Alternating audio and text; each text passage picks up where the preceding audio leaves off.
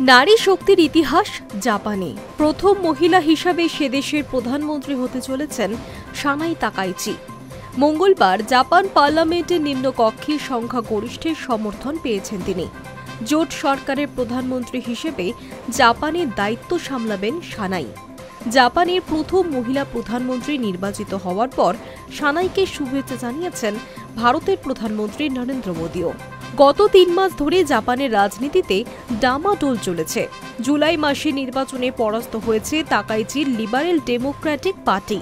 তবে অন্যান্য দক্ষিণপন্থী দলগুলির সঙ্গে জোট বেঁধে ফের ক্ষমতায় এসেছে এলডিপি। এহেন পরিস্থিতিতে জাপানের প্রধানমন্ত্রী পদ থেকে ইস্তফা দেন শিগেরু ইশিবা। তারপরেই নিম্নকক্ষে নির্বাচিত হন সানাই জাপানের প্রধানমন্ত্রী হিসেবে। প্রয়াত শিনজো আবের মতোই রক্ষণশীল মানসিকতা রয়েছে সানাইয়ের, এমনটাই বলে জাপানের রাজনৈতিক মহল। ১০৪তম প্রধানমন্ত্রী হিসেবে শপথ নেবেন সানাই। প্রথমবার মহিলা প্রধানমন্ত্রী পাবে জাপান। বন্ধু জাপানের নতুন রাষ্ট্রপ্রধানকে এক্স হ্যান্ডেলে শুভেচ্ছা জানিয়েছেন প্রধানমন্ত্রী। জাপানি হরফে তিনি লিখেছেন, জাপানের প্রধানমন্ত্রী হওয়ায় সানাই তাকাইচিকে অনেক অভিনন্দন। আগামী দিনে ভারত জাপানের সম্পর্ককে আরও দৃঢ় করতে আপনার সঙ্গে কাজ করতে চাই।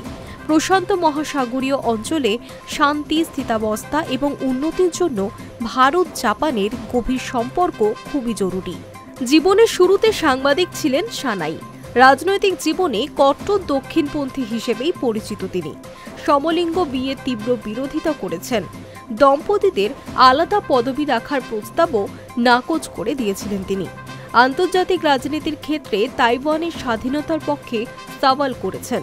প্রাক্তন ব্রিটিশ প্রধানমন্ত্রী মার্গারেট থ্যাচারকে নিজের আদর্শ বলে একাধিকবার জানিয়েছেন সানাই। Hi news network.